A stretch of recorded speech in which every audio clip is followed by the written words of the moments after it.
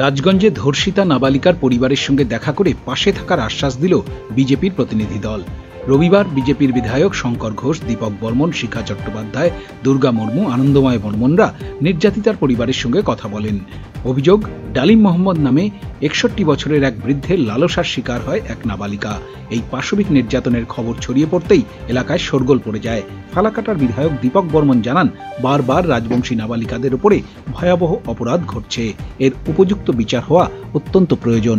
যেটা এখানে সবচেয়ে গুরুত্বপূর্ণ বিষয় দেখা যাচ্ছে যে বারবার আমরা যদি কালিয়াগঞ্জ দেখি, আমরা যদি ধূপগুড়ি দেখি, আমরা যদি ময়নাগুড়ি দেখি এবং হালফিলের আমরা যদি এই রাজগঞ্জ দেখি, বারবার এই পশ্চিমবঙ্গে এবং তার মধ্যে বিশেষভাবে এই উত্তরবঙ্গে রাজবংশীদের উপরে যেভাবে এই ঘৃণ্য অপরাধ বারবার সংগঠিত হচ্ছে এবং পশ্চিমবঙ্গ সরকার যেভাবে দোষীদের আড়াল করবার জন্য কখনো কোর্টে উকিল পরিবর্তন করছে, কখনো আইও পরিবর্তন করছে, আর কখনো বা সেই যে তদন্ত প্রক্রিয়াকে তারা বিঘ্নিত করছে তাদের ক্ষমতা খাটিয়ে।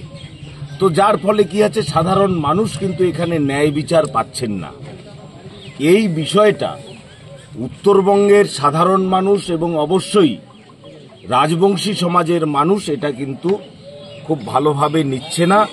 তারা কিন্তু একটা বারুদের স্ফুলিঙ্গের উপরে দাঁড়িয়ে আছে।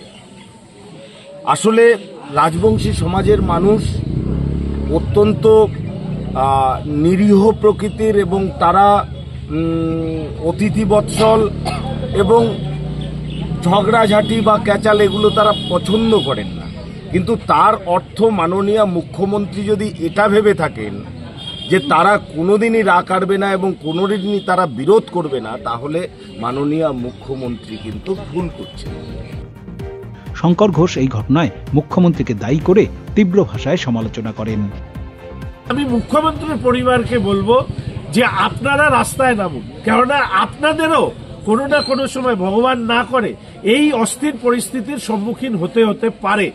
ফলে যে মুখ্যমন্ত্রী এই ধরনের ঘটনা ঘটলেই সাজানো ঘটনা, ছোট্ট ঘটনা, প্রেমের ঘটনা, অমুকে অমুক পার্টি করে এবং দোষীদেরকে কিভাবে আড়াল করা যায়, দীপকদা বলবার সময় বলেছে যে কামদুনি কাণ্ডে যারা দোষীরা শাস্তি মানে ফাঁসি সর্বোচ্চ শাস্তির থেকে বাঁচানোর জন্য যে ঘৃণ্য পরিকল্পনা তৃণমূল কংগ্রেস করেছে, আপনারা কামদুনির ঘটনা যারা এখনো মনে রেখেছেন, যেভাবে চিড়ে ফেলা হয়েছিল মেয়েটিকে।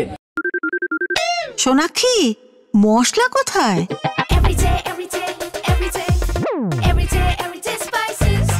এভরিডে মশলা, দেশের স্বাদ। রামকৃষ্ণ আইভিএফ সেন্টার, মা হওয়ার স্বপ্ন পূরণ। তারপরে তারা ফাঁসি হয়নি। ফলে স্বাভাবিকভাবে এই রাজ্যে অপরাধীদেরকে আড়াল করবার জন্য সব থেকে বেশি সচেষ্ট হচ্ছে রাজ্যের সরকার এবং রাজ্যের মুখ্যমন্ত্রী। ফলে তাদের প্রতি তীব্র ঘৃণা ব্যক্ত করছি এবং রাজ্যের সমস্ত মহিলাকে রাজনৈতিক পতাকার ঊর্ধ্বে উঠে নিজেদের সুরক্ষার স্বার্থে রাস্তায় নামার অনুরোধ করছি। ব্যুরো রিপোর্ট, উত্তরবঙ্গ সংবাদ।